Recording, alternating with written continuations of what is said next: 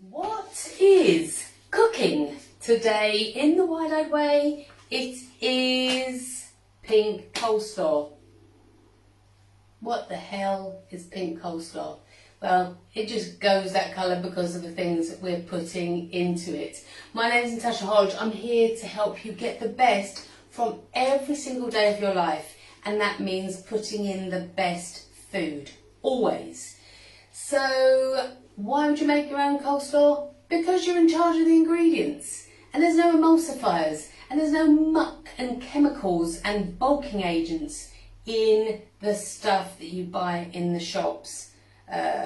Then you are making it from scratch. And you'll see just how easy it is. It's just not rocket science, but it's utterly delicious. This is a really nice version of, I make coleslaw all the time, never buy it, just because it's easy. And the great thing about having ingredients enough for coleslaw on hand, they don't go off very quickly. So the things that they contain, you can have these ingredients in your fridge all the time, and you'll get more portions out of them. So traditionally, obviously, we'd have cabbage and carrot.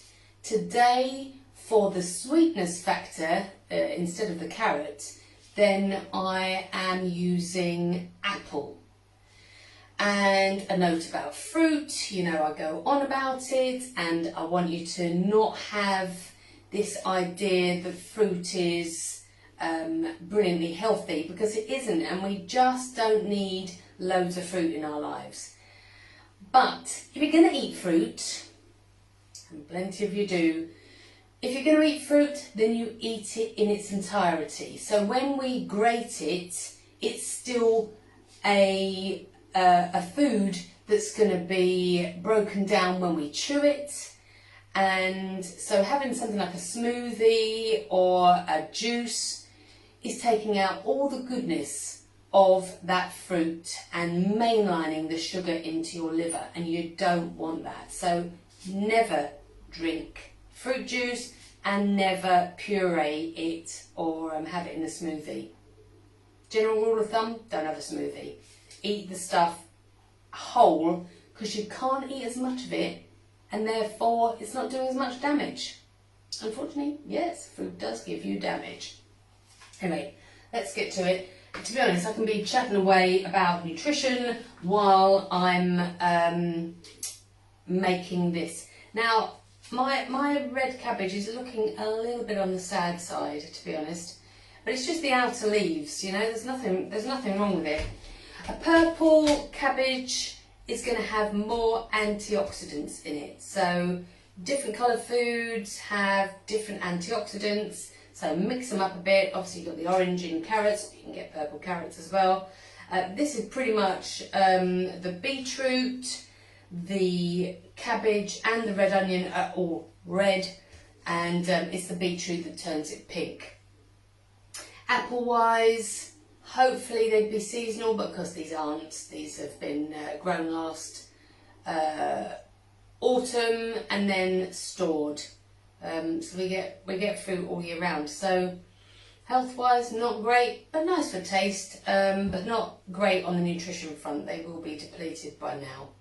And then obviously we'll go into late August, September, October, and that's the time to eat an apple, because they will be fresh and seasonal. So my manky cabbage, I'm just going to cut a chunk off. I don't need loads of it, and I'm just going to get rid of the rubbish bits. It's just, you're just going to find that the outer bits just dry out, and the outer leaves have gone a bit wilted. Everything else inside, that's a really nice firm cabbage. So back to the antioxidants. Best antioxidant laden foods are going to be your green leafy vegetables, because they contain the whole spectrum of every single antioxidant. And so your best ones are going to be watercress, spinach and rocket. They have the most bang for your antioxidant buck. So look, you can see I've got a chunk of cabbage. You don't need loads because you're going to be slicing it very thinly. Cut that in half, and then I've got these gloves on because with purple things, they stain your hands. So as long as you don't cut the top of your glove off. I had to, but these are a bit big, these gloves. It's not good. I mean, you could use just rubber gloves for the... It's not so bad on this. I have actually chopped the top of the glove off. That's a good thing about blue gloves. I might take these off until I get to the beetroot part. Or, I tell you what, I don't really need it on this hand. But there you go. You can tell this is live. I've not edited this video. You're seeing it as it happens, as I chop glove into my blue glove into my lovely pink coleslaw. It's now blue and pink coleslaw. That is the reason that food grade things are blue, because there are no naturally occurring blue foods, and therefore you can see them in your food. Anyway, right, so I'm actually going to be having this, my son and I are having this tonight with the jerk chicken that I showed you earlier, or a few weeks ago. Just making, another bit of blue glove in there. That's not good. Oh dear. Oh dear. Right, note to self, do not chop cabbage with wearing gloves. Oh man, I've just realised I am going to get purple on my hand if I don't go back to this glove. Alright, we'll do that in a minute. Right, so a red onion, could be a white onion. Red onion's a little bit sweeter. If you find onions too strong, then boil the kettle, chop your onions, put them in a little sieve and just pour some boiling water over the top, and it will take out some of the strength of the flavour. I do quite like a strong onion flavour in my coleslaw, so I will not be doing that step. Keep the root intact because it's just easier to chop your onion then. Invest in a decent knife as well. If you're trying to cut things with a serrated knife, it's not going to be easy. So if you're going to look after your body, learning to cook and chop things up from scratch is a really, really great life skill. So invest in the right tools. Right, in goes the red onion, so just one small red onion. I've washed these apples. I'm now going to grate each side.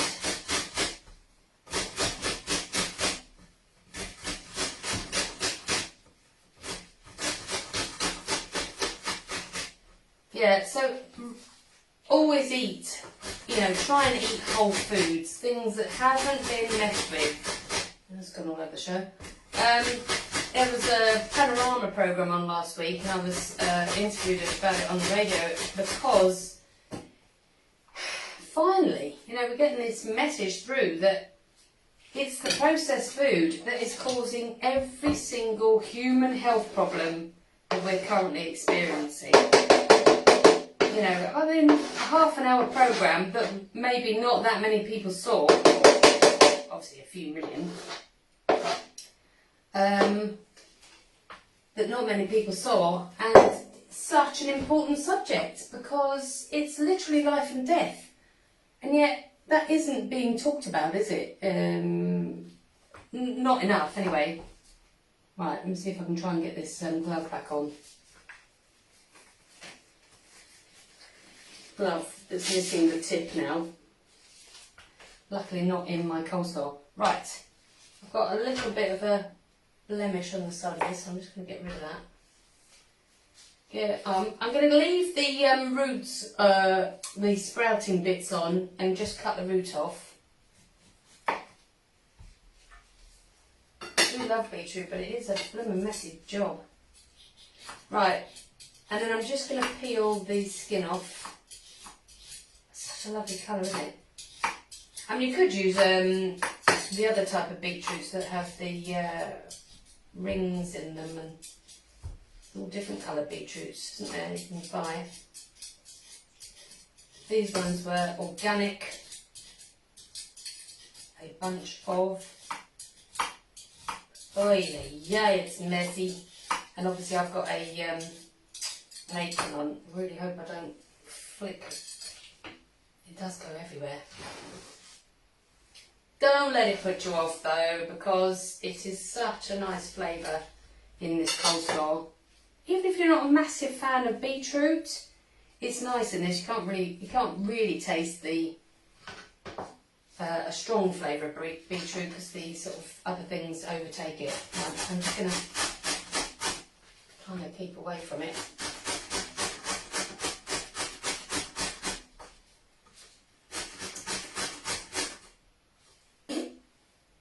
That just hit my face. Okay. And to be honest, the amounts you put in aren't really, you know, you don't have to have a set amount of something. You kind of just do it by eye. Probably similar amounts of apple and beetroot is what you're after.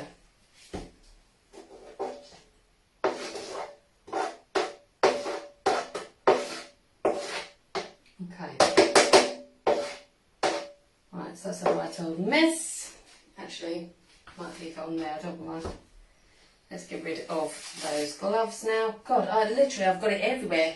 There's stuff everywhere, all over my kitchen floor. Now, you're going to have to have made your own mayo. If you're vegetarian, if you're egg-free, there is ways of making egg-free mayo as well.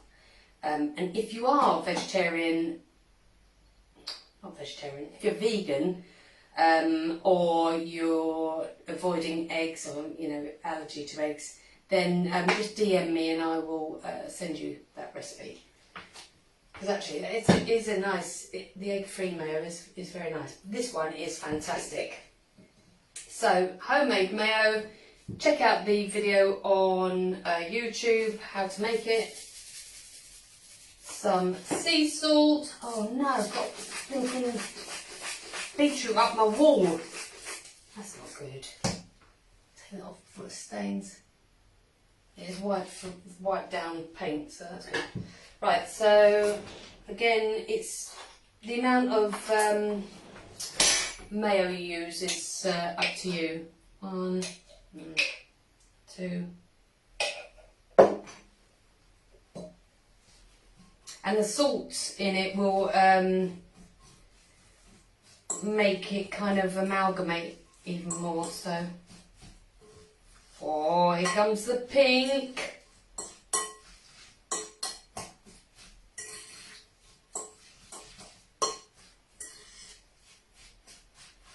Oh, such a lovely summery salad, this one. And utterly delicious, even if I do say so myself.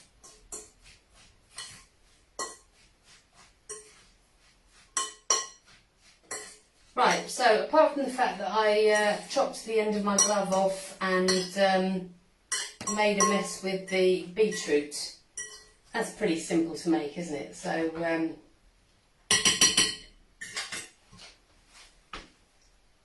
pink coleslaw! And that'll keep a couple of days in the fridge, and actually the flavours get even better over a couple of days. So, oh God, I am hungry now. I hope that has helped you. I am Natasha Hodge. Every time you eat, you are feeding yourself and building yourself into the best version of you. But if you're eating food that is not serving you well, then you're storing up trouble for the rest of your life. And it's no coincidence that chronic disease and obesity have gone through the roof since the food industry have made us totally confused about what is good for human health.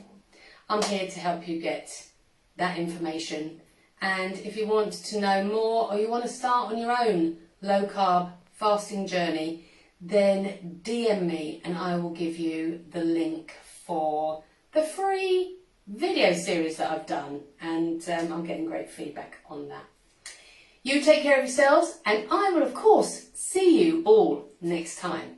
Bye for now.